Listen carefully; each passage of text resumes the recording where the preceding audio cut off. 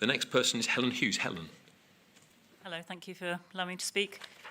My statement is on the subject of the East Bristol Liveable Neighbourhood, and there are some residents of the area here today. And I spoke to it earlier at the earlier meeting, but I'll just read what I wrote on the statement this time, because I ad-libbed a bit last time. So, the West of England Combined Authority is the authority that's agreed to and provided the funding for the East Bristol Liveable Neighbourhood. And I say livable with a bit of a smile, because it's a very strange word to use for what's happening there.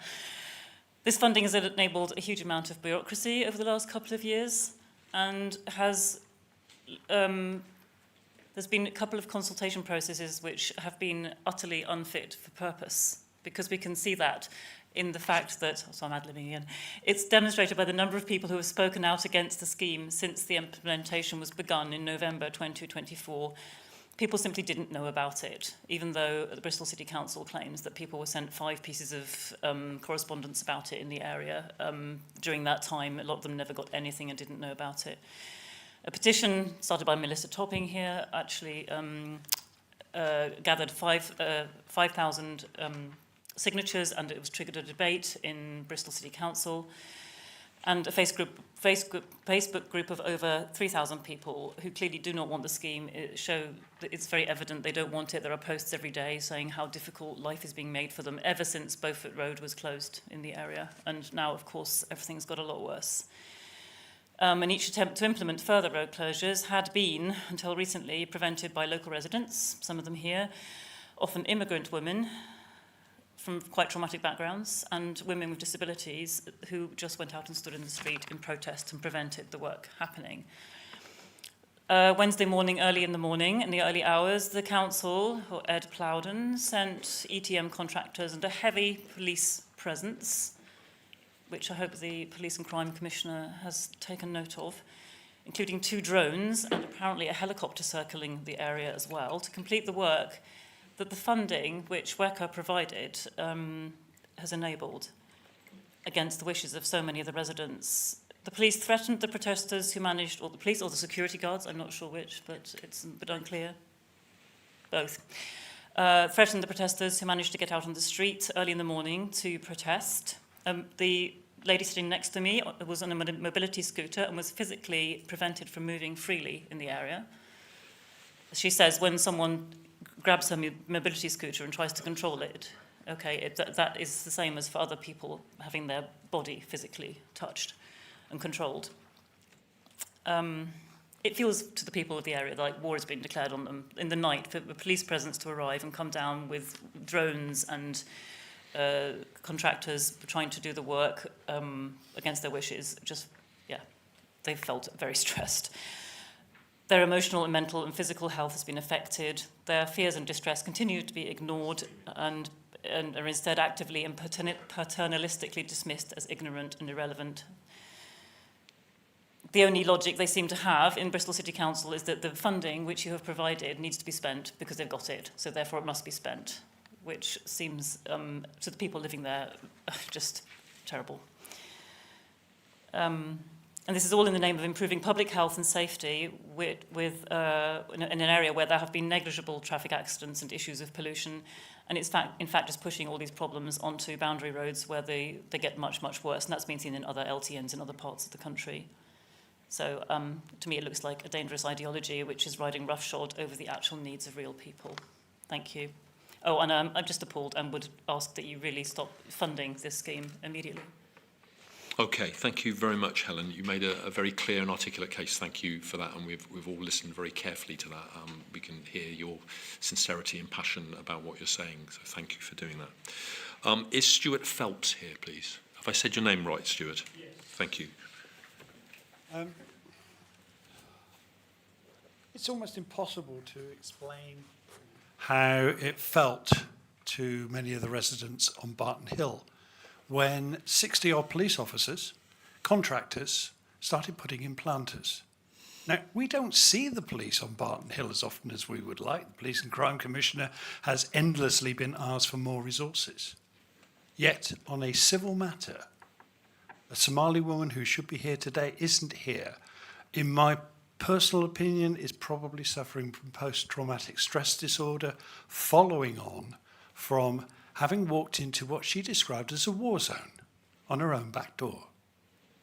Our community is being split on race and class lines by the actions of the City Council for the third time in a row. And each time that that split occurs, we have greater and greater problems trying to bring the community back together.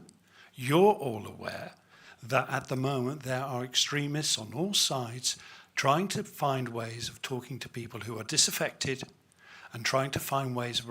And this process is feeding it.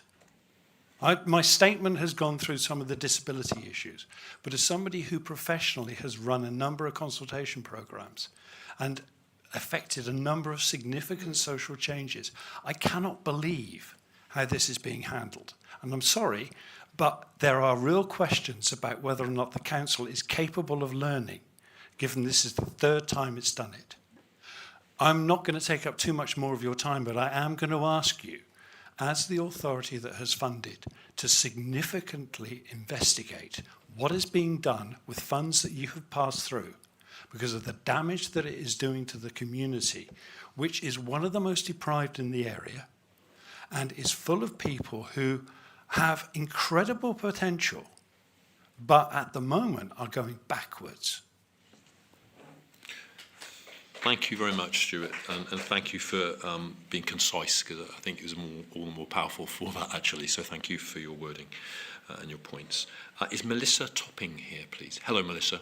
Welcome. Thank you.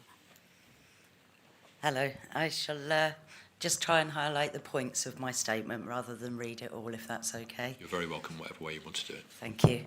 I'm here today as a resident of Barton Hill to express deep concern regarding the use of WECA funding in the implementation of the East Bristol Liveable Neighbourhood scheme.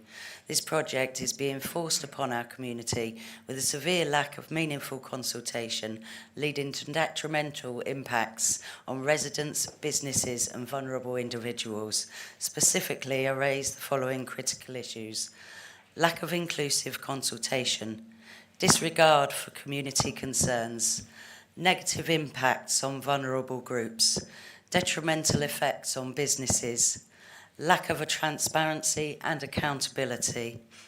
Evidence and documentation can be provided upon request.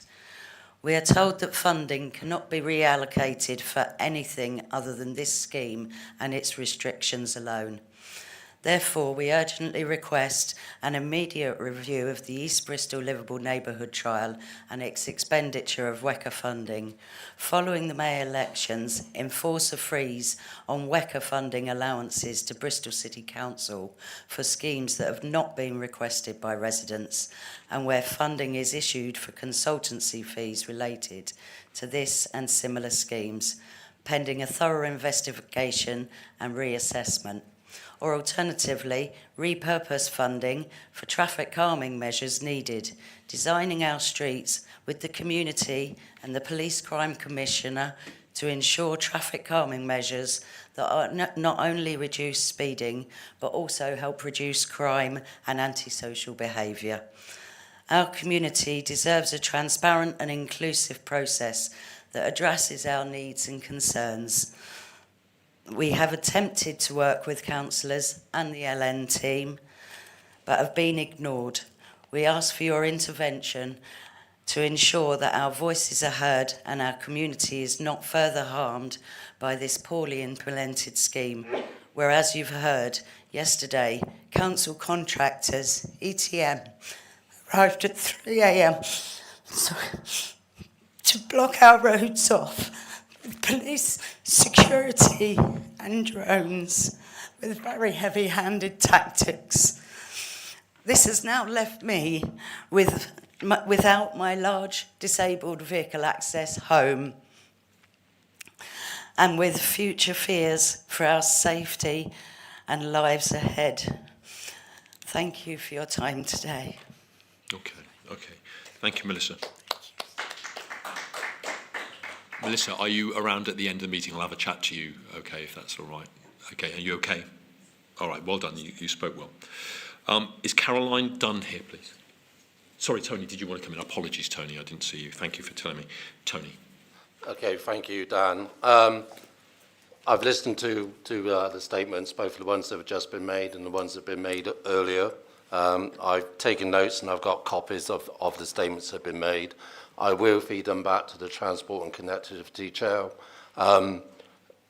If there is an urge on the part of the West of England Combined Authority to review the consultation that has been done in the past, I'm happy to work with whether it be the current mayor or any future mayor, to look at how this has been implemented. And I think it's very clear that there are some very strong feelings about this process, and therefore, no, we do take those seriously, and I will review the statements that have been put in, both to this committee, the earlier committee, and also to full council earlier. Thank you very much, Tony. Well, I'm going to speak to Melissa. You may want to join us, I don't know. And obviously, you and I are very likely to want to speak about this in any event, given what we're hearing. Okay, thank you very much again, Melissa. Sorry. Claire, sorry, apologies, Claire.